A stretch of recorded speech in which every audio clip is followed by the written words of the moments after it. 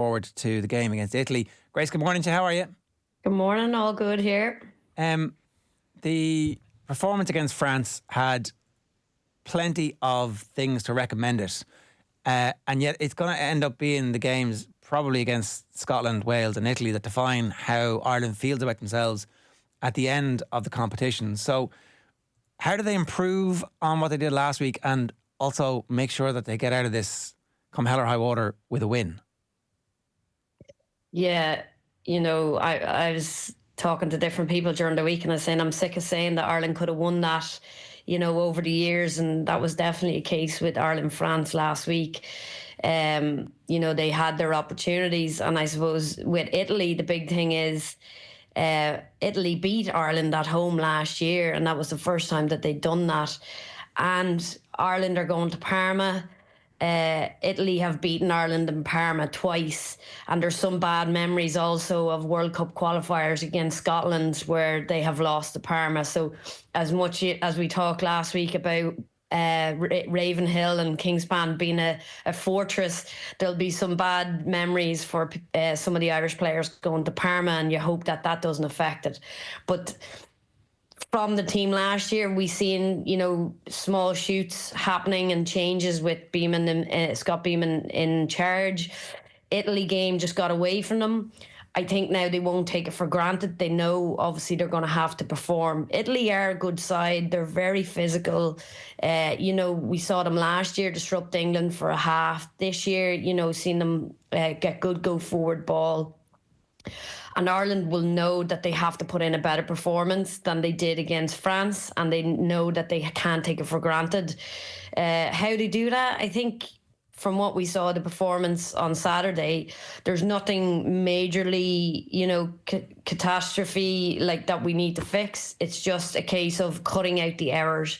And I think a big thing, you look at the handling errors, you'd say, these are professional athletes. But I think a big part of that was the pressure France were putting on.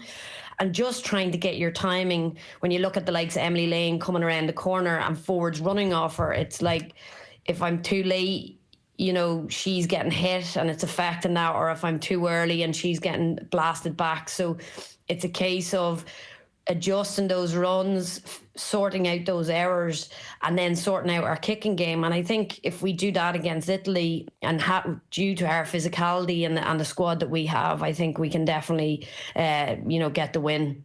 Yeah, I think that's exactly it, is that there was a fair few pros and quite a number of cons in the opening game. So you look at the opening round of fixture, I think Ireland had the best ball retention from attacking rucks out of any country. It was like 98%, something mad high. But then the handling errors was widely out of proportion. It was like 31. And now look, on paper it's against an inferior side this weekend, but like you say, Italy beat us last year. They also beat us the year before. They beat us twice in a row, and before that they only beat us once in the Six Nations, and we've lost their opening 2 games of the last 3 Six Nations. So it's a bit of a trend, and it feels to me it's a very, very fragile balancing act here of good performance, bad result against France, and now it's really important that we win against Italy, vital. Yeah, so vital. And I think we have the match of them up front now. When you see the likes of Linda Dugang and her dominant tackles, we've seen Aoife Wafer was the highest in the Six Nations getting over gain line post contact. So I definitely think we can get go forward ball against their big forwards. They have a great second row. Duca, she's been immense for them last week. And we haven't really seen their backs fired. It'll be interesting to see what squad they pick. Their out half, Madia, went off injured early on in the England game, so it'll be interesting to see whether she's available.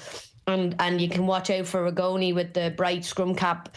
They're 12, but she hasn't been playing well in the last 2 years. So, but they can pull magic, and they sometimes are unorthodox and they don't stick to a plan, and they can tear you up.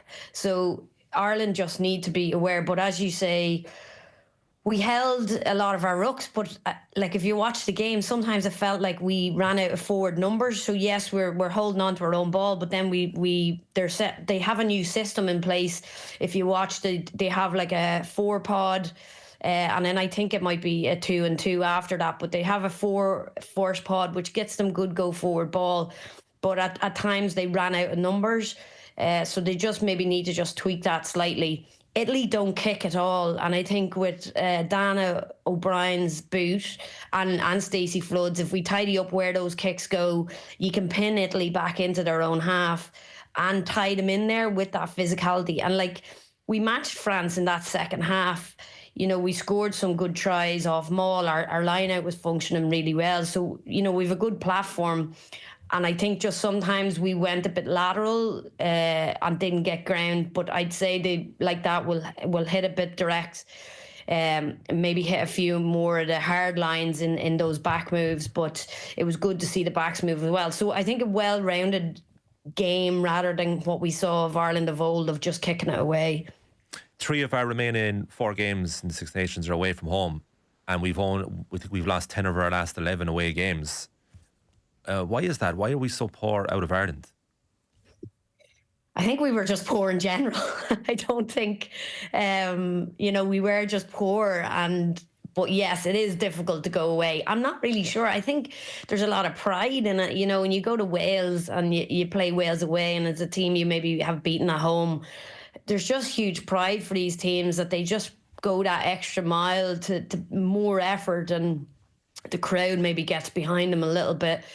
I don't think it's anything to do with the travel or where you're staying. I don't think it has anything to do with that. I think it's more just the psychological side of it, and then the home team really wanting to like put on a good performance at home. But we seen a good battle between Wales and Scotland in the first round. I think Scotland will be disappointed that they let Wales get back into that game, especially when they were down to 14 for a good part of it.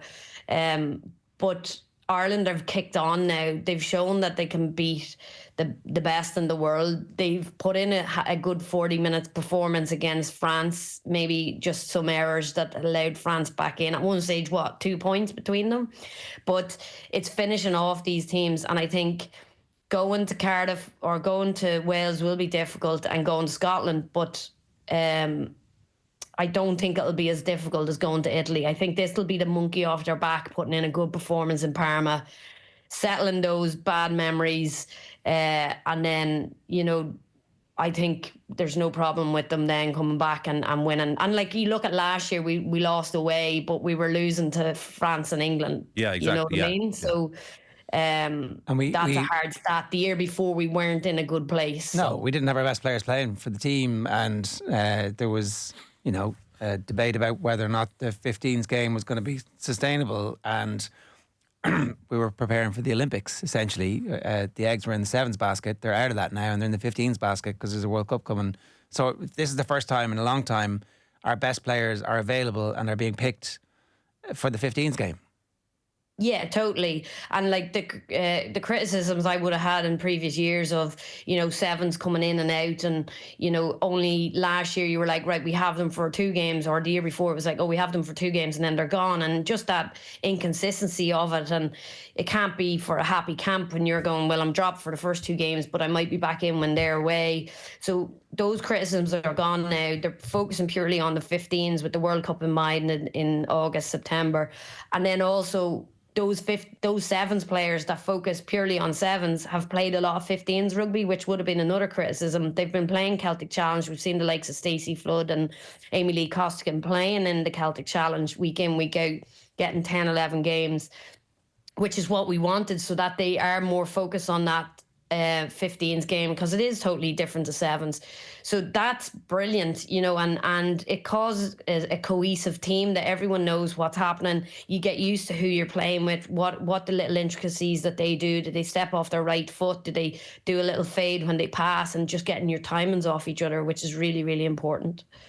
Would you make any changes to the starting 15 this weekend? I mean, you mentioned like there was a breakdown in attacks a lot last week, so we didn't have enough numbers there. Are there personnel that can make a difference to that, or was there enough in that French performance that would be sufficient to get victory against Italy with the same 15 starting? This is obviously fitness permitted. We definitely could keep the same team on, and the pack, I think, just had an immense game. Yeah, I think they did brilliantly. I think Stacey Flood will say herself she's probably disappointed with kicking out on the full twice, and I think maybe that just knocked her confidence a bit. And you could see her maybe overthinking decisions post that. because of those two mistakes. But Stacey Flood's an immense world-class player, so it's not that she's a bad player, and I'm sure that'll be tidied up.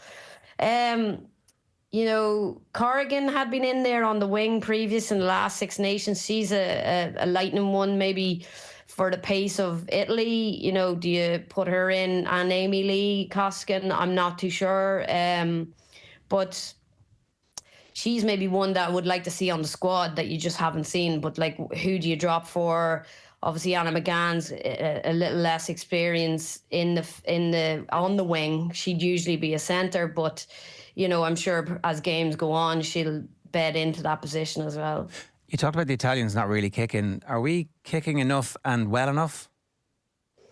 Well, at the weekend, no. We kicked we kicked it straight out to touch. 2 mistakes, literally kicking out of our 22, straight out. Led France into our own 22, which led through phases to 2 tries, basically. We did an aerial bomb, which I thought was brilliant, and, Stacey probably could have had it. It was knocked on, but I thought it was a really good tactic. Dan O'Brien did a beautiful kick into the corner. I don't know how she found grass in at the back of the French team just before half time and pinned France back onto their own try line. I think Ireland ended up getting possession of that. So some really, really smart kicks. Our conversion rate was not good. Dan O'Brien would be very disappointed with missing her conversions, because those 6 points literally would have had us ahead. But we know what Dana's kicking is like. It was her boot that put us ahead against New Zealand in the autumn. So pressure kicks she can do, and maybe just a bad day off the tee. But our kicks, I thought we had a couple of crossfield ones that Dan O'Brien did a crossfield in the 22, and I think maybe it was just two phases too early, or a few phases. We hadn't got penalty advantage, and she just overcooked it, and Anna McGann couldn't get on it. So maybe 1 or 2 of those, you're kind of going, is it a bad tactic? No, if you have a penalty advantage. So it's just a bit about that game management. The weirdest one is we didn't box kick at all. And if you look at the stats, we're the only team that didn't box kick. And France were putting Dan O'Brien under huge pressure to clear her own lines in the 22. Because when you pass it from the 9 to the 10, that just gives the French team a running start to chase down your 10. They know Dan is our kicker. Stacey was there, but they're both left footers. So it was interesting why we didn't trust the box kick of Emily Lane, because then the French have to stay on side. It's still within the ruck.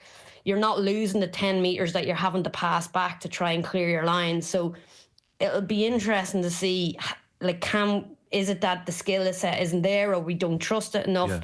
Or is it that we think we're getting more reward from Dan O'Brien? But I'd say Italy will watch that with France and go, if they haven't box kicked, we're going to be putting huge pressure on that chase.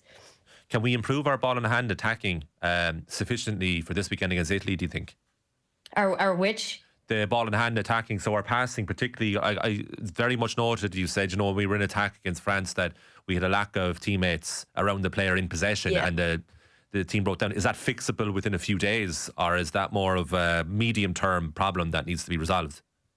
It could be. It could take a little bit longer if it's a new structure that they're trying to, set up. Because when you have a 1-3-3-1 where you've a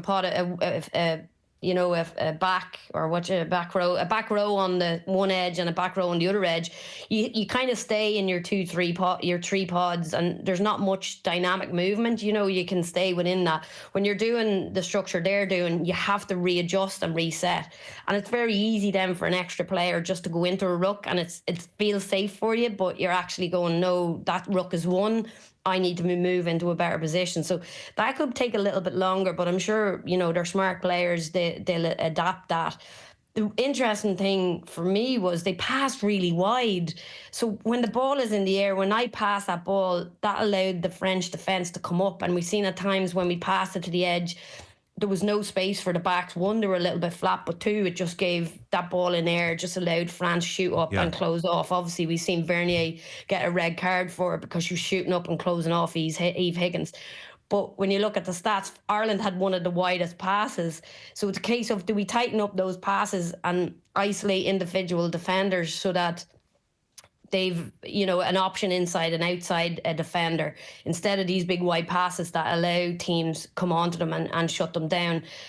And I think that's what forced the mistakes, is that pressure of people coming up in your face. And it's very hard to replicate in training, that intensity. And I've played against France, and they're probably, bar New Zealand, they're one of the hardest hitting, fastest defensive line that I've ever faced, where they just come up and they hit so hard, that it puts doubt in your mind, or, you're sore and you have to try and readjust and reset yourself. So it is the first game of Six Nations, and I've no doubt now they'll be like, right, I can see myself. They do their analysis, they'll review it and go, right, I actually got my timing slightly off there because Emily Lane's scooting now to try and, like kind of what Gibson Park does, and scoot it around the edge to see, can he pull in any of the fringe defence. So she's doing that. So it's just a case of getting their timing of when will she release that pass. But yeah, I think those quick them handling ones are going to be easy to fix. Right. I think the structure one and the numbers maybe a bit longer. I might get your prediction of this game, but just one thing there about the wide passing. Is that for you? Is that overly anxious play in order to get into scoring positions quicker? That there's no need to do those wide passing? I think if you have time, changing the point of attack is brilliant, especially against a big French team, and they were down to 14. So you're like, yeah, change the point of attack. But I think at times France were well capable of defending it, so it just put us under pressure. So at that stage, then you have to hit the likes of, Eve Higgins on the hard line, hold in defenders and try and get that. Like, we have quick ruck, but we're just not getting it out there quick enough. I think at one stage it was a case of, the sevens tactic, get it to Amy Lee Costigan and try and do something. But by the time she got it to her, nobody had held the defence, and it's just, she was just smothered up on the edge. So I think it is a bit of, we need to get it to an edge, or we need to move it. But it's a case of reading what the defence is doing. If the French defence is pushing out, or like that, France are down to 14, there must be space on the edge. So it's just a little bit more heads up of where the space is. Okay, so Sunday afternoon, 3 p.m, Italy, Ireland. What's happening? It could be like Italy. You're always come out of the blocks really strong. As I said, last year they held England really low scoring to half time. So I'd say Ireland will be hoping to hold on the first half, put in big strong carries, cut out on the mistakes, pin Italy back with their boot. Second half, I think it'll be a case of just wearing them down. We're definitely more physical than them. We're stronger. We've greater depth. So I think finally I'd say we will wear them down with that physicality. When you look at the likes of Aoife Wafer, Erin King, big carries, I thought Niamh O'Dowd had an amazing game. Ireland's tactic against France was go after the breakdown and go after, rush defence. So I'd say they will do the same at Italy. But I think we have the opportunity to score good tries. I think they will fix the backline stuff. So leading at half time and then hopefully ramping it up in the last 20. It's going to be 20 degrees and broiling sunshine. So Ireland to be behind at half time but to win the game is essentially what we're hearing here, is it? Ireland what? Behind at half time but to come back and win it. No, Ireland to lead at half time. All right, Grace, you said definitely leading at half time. Thanks a million for joining us. Enjoy the game. Cheers. Cheers. Some thoughts there from Grace Davitt on what's going to happen at the weekend. It is 8:54. A reminder